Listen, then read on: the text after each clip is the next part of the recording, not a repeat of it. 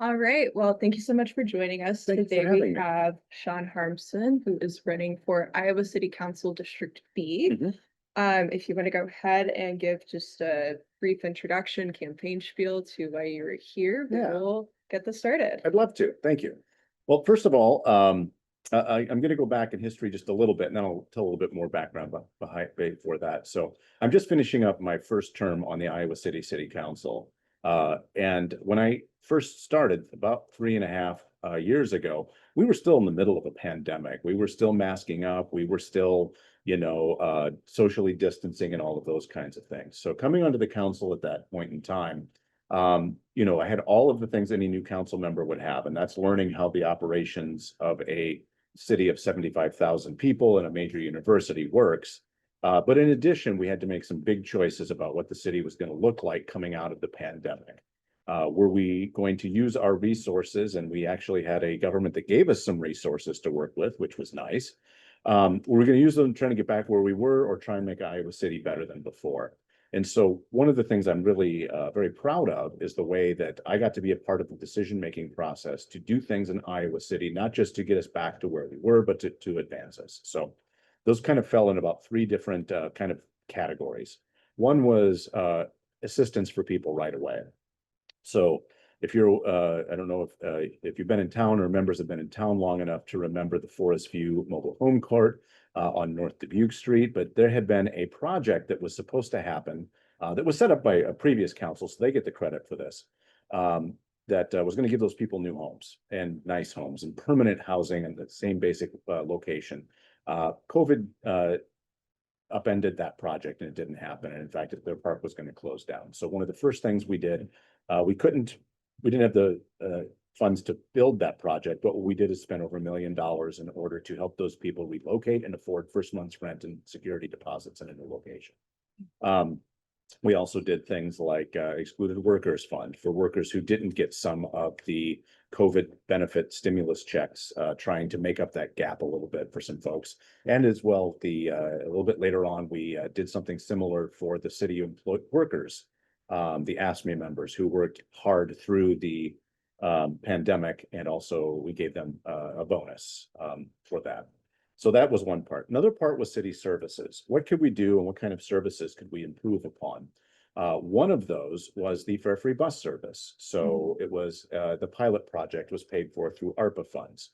And that was actually a really good example of how different parts of the operation work together in order to make that happen. So the city council came up with a list of priorities in our strategic plan that included wanting things like expanded bus service and fare-free service. And then city staff and the transportation department came to us with a proposal that they had spent time putting together. Then we moved forward on that. It was a big success, and I'm committed, and many other members of the council, I think probably all of them, are committed to continuing to prioritize funding to keep that going. Then we were looking at things like infrastructure. How could we make some capital investments that would have a ripple effect moving out in time for the community? One of those was $3 million for a renovation of Dream City, which is on the south side of Iowa City, provides things like youth programming, entrepreneurial opportunities, such as a new barber shop that's moved in there, as well as a community kitchen that people can rent out and use. Another one, which I was just the ribbon cutting last night, it was fantastic. We gave over $1 million to the free medical clinic in order for them to do some much needed renovations. Because of those renovations, it's a much more efficient space. They have more modernized equipment, as well as additional exam rooms. So they have greater capacity than they had before, which comes at a time that sadly we're going to need it. And so those are the kinds of things I was very proud to be part of those decision-making processes, because it was looking at the needs of our community, working with people in our community, working with city staff, my fellow council members, in order to identify where we could maybe do the most good, and then spending our money in ways that reflected the values of Iowa City. So why am I running again? Because we have a whole new set of challenges. And so the reason I'm running again is to take that experience, the knowledge, and my work ethic, quite frankly, in order to then meet these challenges we're getting from the state and federal government, which are in addition to the regular challenges that you get anytime you have a community and you're trying to do things. So That's why, I'm running again. I mentioned going a little further back in time, and so that's why the traditional campaign spiel. But because this is Cogs, and because I have a lot of history with Cogs, I just want to go a little further back in time. So back when I was a graduate student here at the University of Iowa, working on my PhD in journalism and mass communication, I was the political action chair. Was really fortunate to be able to do that. And so one of the things that I brought tonight, for those that are in the room, for those that are online and can't see it, is I went back through my computer files and found some of the things I'd put together, some handouts, voting guides, letters to the membership talking about the political situation in Iowa. So it was kind of an interesting walk down memory lane, but also a little bit sad, because some of the stuff I was warning about is if Republicans take over the Senate, we're going to lose our ability to collectively bargain. And as you know, that happened. But it also, before that happened, we actually, as an organization, so I don't know what the current policies are, but back then, the policy was we don't actually endorse any particular candidate, but as political action chair, I could inform our group. And then on my own, I got together a bunch of COGS members to go knock doors for Kevin Kinney, who was running for state senate in the area that included North Liberty and parts of rural Johnson County and Washington County.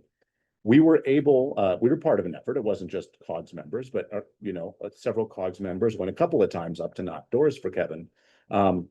And we were able to keep him in office. So we actually kept our bargaining rights. So these things I had here were from 2013 and 2014. And so 2014, he kept that one seat majority of the Democrats in the state Senate meant that we kept our bargaining rights for a little bit longer. But of course, as you know, then in 2016, along with the first Trump run, we lost that majority. And then in 2017, we saw the Republicans for who they truly were. So the reason I bring that up is to talk about the way I approach things. And the way I approach things is to be extremely thorough, to do the homework, to find out. If you read through this, it's like, I feel almost bad for my membership, because if you read through this, it's like several pages long. But I do the research and I do my homework. And maybe that's a grad student thing. Maybe everybody here would do the same. But I still do that. When I approach things from the city, I do that kind of work. I go out with department heads. I do ride-alongs. And find out how different things work, whether it's the sewage plant, the landfill, our parks, or our police department. Just trying to see firsthand, as well as all the work that comes from digging through different information that we get in reports, and then doing independent sorts of information and digging through stuff. When I've got different people with different ideas and different claims, how can I check out those fact claims? And so that's just kind of my, I don't know, super nerdy approach to problems and problem solving. And that's what things I bring to the council. So I will stop there. That's not only am I a politician, but I'm also a professor. So if you let me go, I'll keep going. So I'll stop there and let you ask some questions. For sure.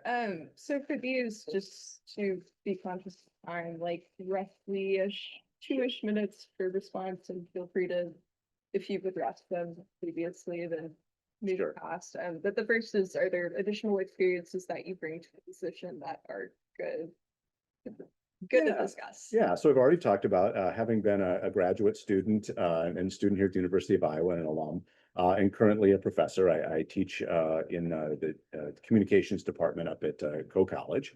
All opinions expressed here are my own and not my employers, which these days we got to be super careful about. Yes, we do.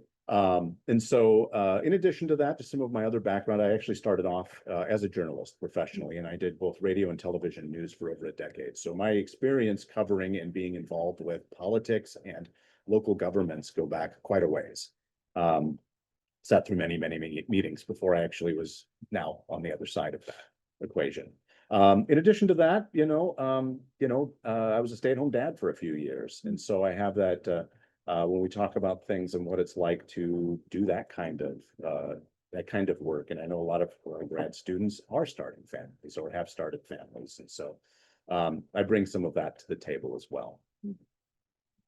Thank you. And then if elected or if re-elected, what are your immediate policy priorities? Well, some of the first things is to continue working on some of the affordable housing issues in Iowa City. So one of the big things that we have done is we have gotten a federal grant knock on wood, Mhm. that we've already gotten some pieces in place and started working towards the city becoming more of a developer of affordable housing, which would have the advantage of being permanent affordable housing on in a wide spectrum of the different kinds of affordable housing we need, because we need housing of all types, and scattered around the entire community. So having a greater hand in that. So one of my big local policy things is to focus on affordable housing and continue to do that work. We've made some progress. The problem is huge. But even though the problem is huge, we've made progress and we've had some wins. And so continuing to build on this. Yeah, thank you. And then I guess related to that, how can we make housing more affordable in Iowa City, especially for renters? Right. So I already talked about one of the things the city's doing, we're working on. And part of the reason we're working on that in a very meticulous and intentional way is because when we do this, we want to make sure that it's sustainable long term. And so you can't just, say I'm going to decide on Tuesday to start developing housing on Thursday. The other thing is we continue to work with our partners like the Johnson County Affordable Housing Coalition and the Trust Fund and other kinds of partners that we can work with in these efforts to, again, have affordable housing across all the spectrum of what affordable housing, percentage of income, as well as, in perpetuity. Other things we can do is through zoning, and that's a really important piece of this puzzle, and it's a part that directly relates to the powers that city councils have. So, for example, we have something called a form-based code, and we're working on streamlining that. The nice thing about form-based code is it looks, when we develop new neighborhoods and do infill in existing neighborhoods, is to make our communities and our neighborhoods more diverse. So not just single-family homes, but single-family homes, duplexes, apartment buildings, as well as small scale commercials, like, whether it's a little corner store or, a little bakery or whatever that case may be. So that's one of the switches from what zoning used to be like back through much of the 20th century. The other part is when then we get opportunities to have increased density in housing. One of the things that happens is sometimes you get a little bit of NIMBYism from neighborhoods. And so we had an example of that, which would have been graduate student housing over off of Riverside, near the intersection of Benton and Riverside. And it would have required us to modify zoning just a little bit in order to have some more housing built there. And it was really aimed towards graduate students. And the neighborhood they thought it would increase traffic, which of course it would, because there was more people living there. That's what happens when you increase density. The majority of the council actually was willing to stay the course and actually pass that zoning. The neighborhood had filed a petition that required a supermajority in order for that to pass. And there were two councilors who are no longer on the council who, for their own reasons, and I'm not, saying they're bad people or anything like that, but they voted against it. And there was an increased density housing project that went away. More recently, we had another one that we did pass. And that's the kind of thing that as a council member, when we have those opportunities, as long as they still, not willy-nilly, but if they are in the right ballpark for what fits a neighborhood, we got to be willing to, push those forward despite maybe a little bit of resistance. Again, not carte blanche, but sometimes we got to be able to make that stand and stick to our guns when it comes to our strategic plan for affordable housing. Sure. Moving on, what steps will you take to support and engage with the unionized workforces that you'll oversee? And how will you support local unions as a city councilor? Yeah, that's a great question. So I have good relationships with the different, at least with the firefighters and our AFSCME workers unions. I haven't as much engagement with the police department union, although I will say that we are very lucky we don't have the FOP as representing our local police department. What's up with me? Fraternal Order of Police, you might know them from such wonderful places as Minneapolis. And so, yeah, that's a whole other story. But anyway, so in addition to like having good relations with them, and making sure that when we go into negotiations, our city staff knows that I and other council members, even ahead of those, saying, we want our, negotiate, but we want the negotiations to be fair. The other thing that is really, really huge is that we keep all the permitted items in our contract. And that is absolutely something that I'm committed to. And luckily, we've up to this point, and I think continuing on, we would have councils that are committed to that. And as you know, anymore by our state law, all they have to put in there is what wages, right? And there's going to be one page. Our contract is what the contract used to be, with the exception of the things we're not allowed by law. So that commitment to the permissive language is absolutely steadfast. And then in general, like been involved with a lot of the other local unions for many years, going back to my time in Cogs, even though I wasn't as political action chair, but I would still go to like a lot of the other sorts of events with the Iowa City Federation of Labor, of course, the Labor Center. And I still have really tight ties to, like Robin Clark Bennett at the Labor Center, and the people that run the Iowa City Federation of Labor. And so when there's actions, I'll get on picket lines and things like that with them. Yeah. What is your plan to, and this is a big question, so you can kind of. I'll try and keep it short. I know you don't want me to run too long.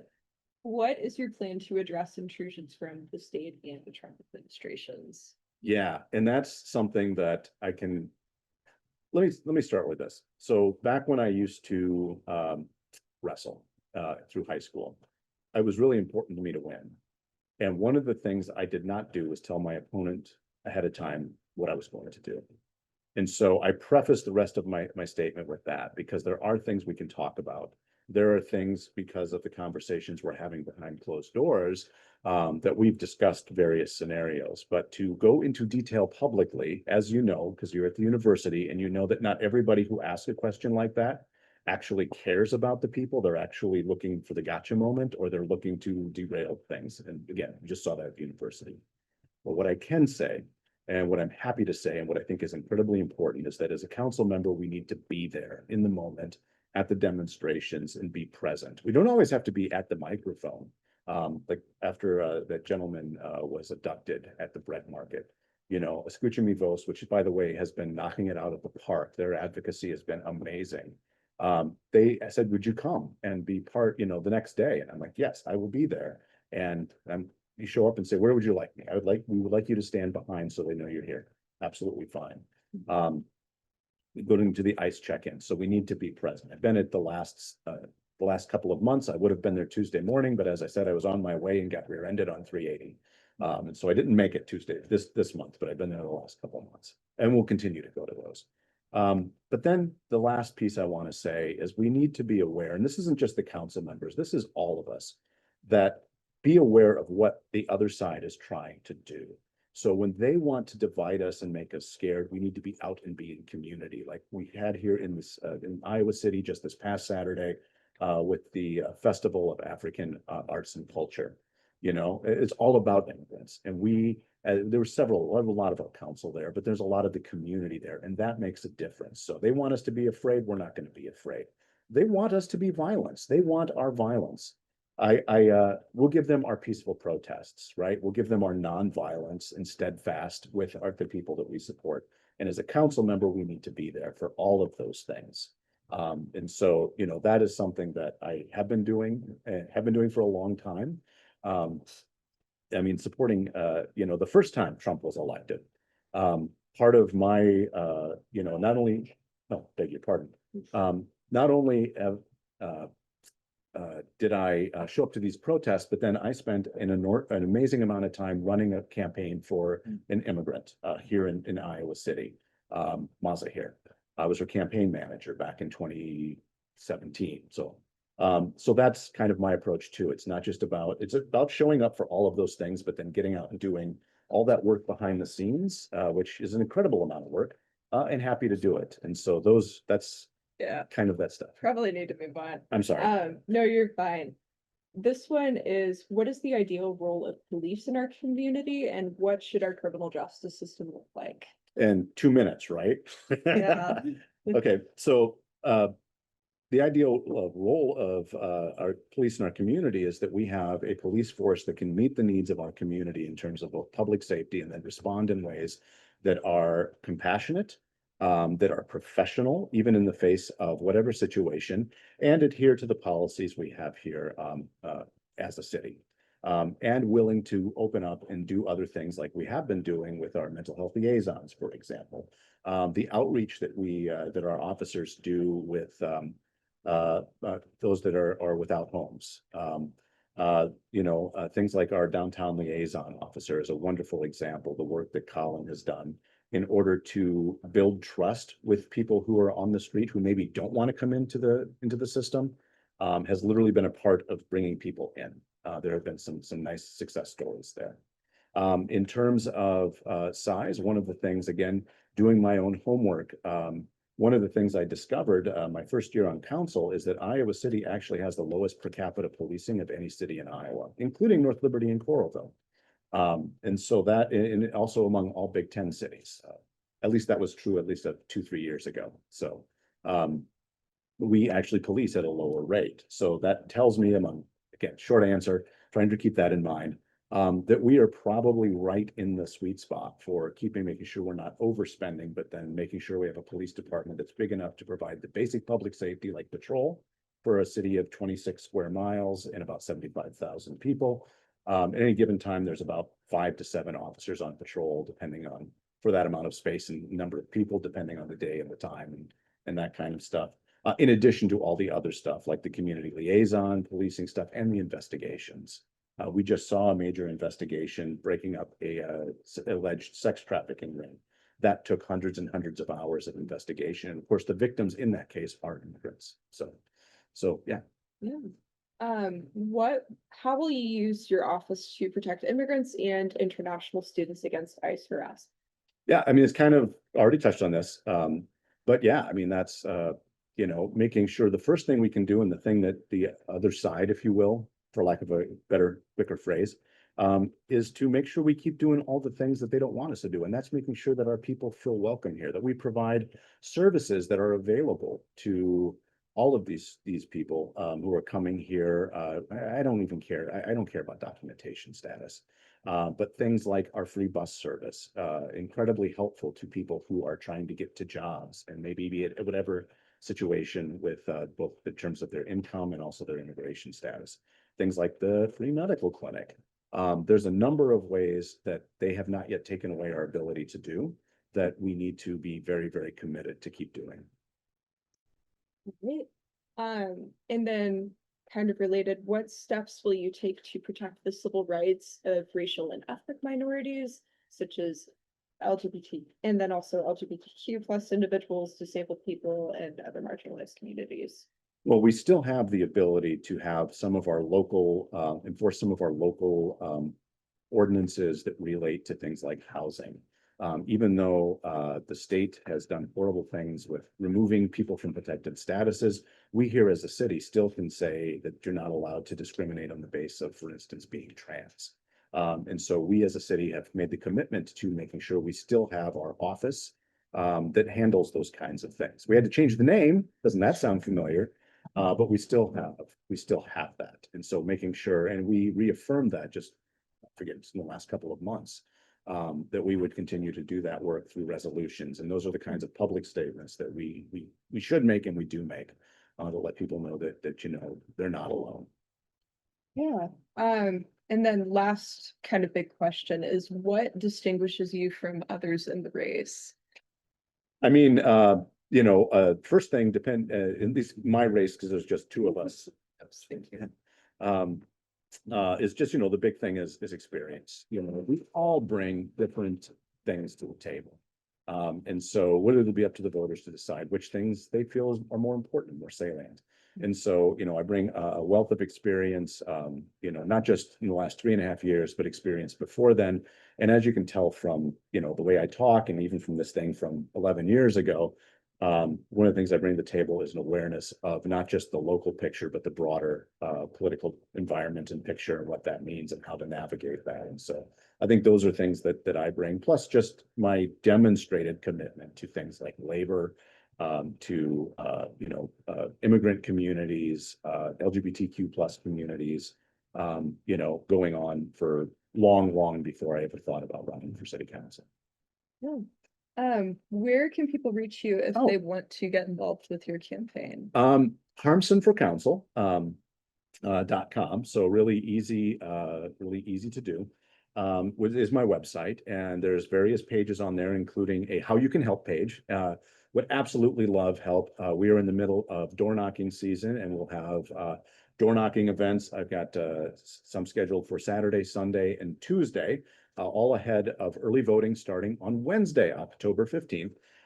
Also on my website, there's a page there for about voting information, and I'll leave a few flyers here, but that look kind of like, let's see, there we go. Early voting, one side of the flyer that I'll leave here has got all the stuff that's going to be at the county auditor's office. And then on the back side, I've got all the satellite voting places and times. So like I said, I'll leave a few of those here. And then there's also the, I'll leave some of these here, and the QR code will also take you right to the website. So. Great, thank you. Any questions from Hannah or the floor? I was gonna ask what just about like kind of basic update of like how the city council interacts with the university, because like Iowa City can't really, it doesn't exist without the university doesn't exist without Iowa City. So like how does that like how do you take that relationship and like be partial, because like you can't just let like the university, it's like its own city in a way, like run over Literally its own jurisdiction, in fact. Yes, yeah. As you know, because you've got UIPD, which has jurisdiction on campus, and the city does not. Yes. So yeah, so literally a legal entity wise. Great question. And actually, one of the things our city does, although this is more the purview of the mayor, Mayor Teague meets with the university president, I think monthly. In addition, we have interactions between our city manager and our university counterparts. We also have to do things like that. We have an upcoming project replacing the Burlington Street Bridge, and of course that overlaps a lot with the university. So the answer is we do a lot of stuff. We've also do stuff with public safety, through the various initiatives, whether it be about lighting, which also brings in the utility companies or different services to provide, safe rides. I mean, things like that. We do partner with the university on. Sometimes like for instance, at one point in time, the university was looking to shut down Mayflower. That would have been, I'm really glad they changed their minds on that, because one of the historic issues with the city and affordable housing is back in Josh Moe actually found an article back from the 1970s where the university was literally saying, we're not going to build any more dorms. We're going to let the private renting market take care of that. And we are living the consequences of those decisions today. So, so we're always like, hoping that the university will do things like more dorm construction, and definitely not reduce their ability, to be able to house students. And of course, this year was one of the biggest incoming classes in several years, which is great. But it does underline the need for, university to be providing some of that housing. Most likely to be hitting some of that enrollment cliff too, so is the flagship, but yeah. Other questions? Did I answer your question? Yeah. Okay. This reminded me of there have been some changes to the university's after hours transportation that are causing people to start looking for alternatives. Including like Night Ride was the door-to-door option, and that service is no longer provided. And it's not door to door. It's like a there are two new bus routes that is inheriting that name, but the express part, Night Ride Express, doesn't exist anymore. And the new buses are getting higher ridership numbers, but they're predominantly serving the undergraduate community. In particular, people getting to Aspire have fewer options. Has there been any discussion on city council about like late night offerings for transportation? And where do you see that conversation going? Yes, there has been. And, I think in addition, so Fare Free was a big milestone, right? But the additional things we've been looking at is like, and we've been, trying to work on and make it pencil out is like Sunday service as well as different times in the evenings. One of the challenges we've had is making sure we've had enough staffing in order to meet the needs of the current bus routes. And that is, now that we're out of COVID, it's getting a little better. One of the side challenges to that was the amount of verbal and physical abuse that bus drivers were getting nationwide problem. One of the things about the fare free is that it's actually reduced that. Now there's no, it's not that like, hey, you don't have the money, what happens then? And so we're kind of working through that. And then the next stage will be, okay, so we get the fare free. As we look to expand service, how do we staff that? Because if you add another day, it's not just adding like, 2 new drivers. Now you've got the additional maintenance cost, the additional. So those are all doable things, but something that the staff is aware of and that the council wants to do. But it's a work in progress. But yeah, it's a great question. We're also looking at other alternative things. There's different rideshare. There's a program the county has, a pilot program that does some. Yeah, we've been learning about that because Right. we're trying to help people find a solution. Right, and I'm Yeah. blanking on the name of it, right? Connect. Yes, Trip Connect. Yeah, Thank you. it's the Johnson County. Yeah, so that's, so it might be traditional busing, it might be something else. So we're trying to keep our mind open, and also, our staff that's like the head of the transportation department, part of their job is to, see what other cities are doing and other things we can adapt to here, try out, so. Have time for about one more question, if there is any. I guess like a more recent concern I learned about this week is that because of the renovations they're doing to the student union, the IMU, basic needs, supplies the food pantry, but also the clothing closet. And so because of the renovations, they've had to kind of consolidate their storage. So food pantry, they knew that was heavily used.